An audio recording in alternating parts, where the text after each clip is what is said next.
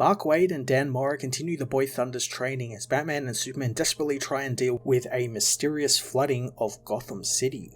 Mark Waid continues his brilliant character building of David the Boy Thunder, using this issue to impart both Superman and Batman's heroic tenets into him. Waid connects up David's story of not taking things seriously really well with both the heroes' reasonings for why they are heroes and why they go about superheroing, hitting home the fact that this isn't a game like some of the Titans and David think it is. The inclusion of the Titans as well is fantastic, since they are the group of friends you get together with and maybe do some silly shit with, but there's always a few in the group who know when to stop and when it's gone too far, and some, in Roy Harper's case, who don't know when they've gone too far. It's a very relatable thing to include in David's story. Joker also makes a comeback properly this issue with a fun over-the-top plot of flooding Gotham in order to mess with David and try and fuck with Batman and his sidekicks. And given the story is set in the past and we haven't seen David in the present, he's probably going to kill David, or something's going to happen to him to drive him insane like he is at the end of this issue, but I am looking forward to what becomes of him now.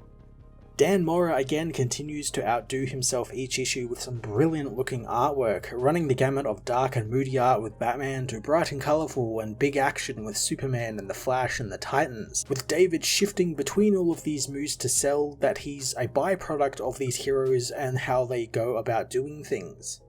Batman Superman World's Finest issue 9 was another fresh and fantastic issue that dug into David's influences from Batman and Superman while furthering the larger key plot in an interesting way. I am going to give this issue a 10 out of 10.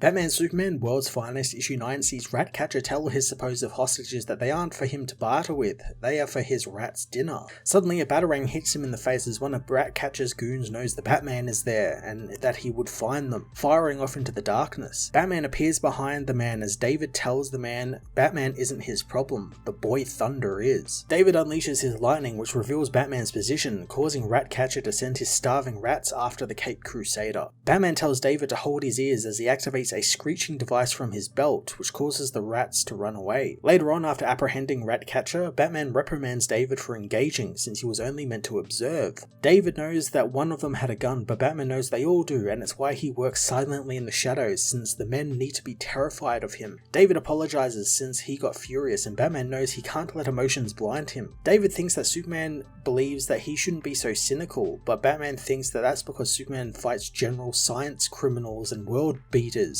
that love Metropolis for some reason, but the evil in Gotham tends to be darker, and David needs to prepare himself since there are some genuinely twisted minds out there. The Joker meanwhile returns to the key with the arm of Angleman, citing how he wouldn't give him his angler willingly. Joker doesn't think that anyone is generous anymore, remembering how Luthor just once gave him dinosaurs in a can for Christmas, making it a bloody Christmas. Joker hands the device over to the key and he uses it to power his device, much to the glee of the Joker. Superman meanwhile races Flash across the Gulf of Guinea to respond to an SOS, telling Flash he likes to run for the exercise. Flash doesn't believe that Superman needs his advice, so Superman says that the Flash has a superpowered sidekick and he wants to get some pointers on how to teach his new one. Flash thinks he did it with Supergirl, but Superman knows that she was much more mature than David is. Flash tells Superman not to be a helicopter parent and let him learn to be resourceful on his own, and if David is committed, he should let the boy run, and if he falls, he should be there to pick him up. Flash notices they got some of the people they are helping out of their ship before it capsized, but the people are still shouting. Superman knows what they are saying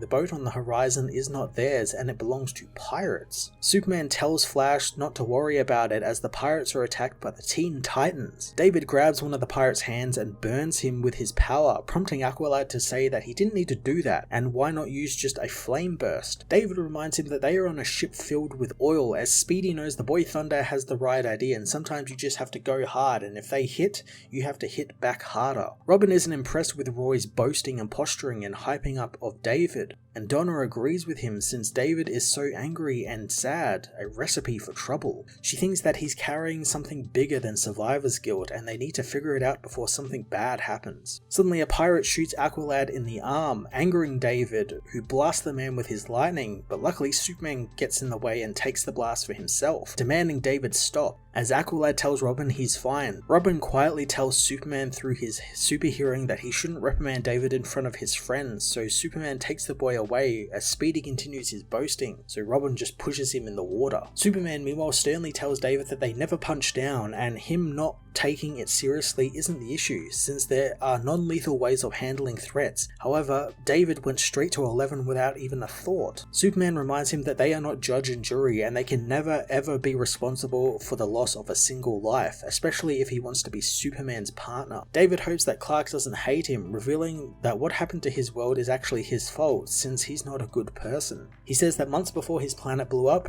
his parents finished an escape rocket that was big enough for the entire family, but he never took their talk of the end of the world seriously, so one day he just snuck into the lab and begun playing around in the ship, destroying it in the process, and they never had time to rebuild it. He knows that thanks to not taking it seriously, he killed his parents. Meanwhile in Gotham, a giant door opens in the street, slowly opening to reveal a huge torrent of water. Superman tries to console David meanwhile as he hears the people of Gotham calling for help. Superman contacts Batman, who is frantically saving people from the torrent of water, telling the Man of Steel to hurry up. Joker and the Key watch from the rooftops, laughing with glee as Gotham floods. Superman and Batman get to work helping people as the Key knows that this is all just a distraction. David thinks he can boil the water away, but Superman knows there's too much of it to make a dent, heading for the doorway, but he knows closing it won't be enough, so he begins changing the course of the mighty river. Superman continues spiraling the water high up into the air, reversing the flow back into the gate and allowing Batman to use the Batmobile to hit the top of the gate, slamming it closed. Batman tells David that there is still work to do in the rescue effort, as David is pulled into a portal by the Joker, who infects him with his toxin as he tells the Key that their special guest has arrived, and now the real fun can begin.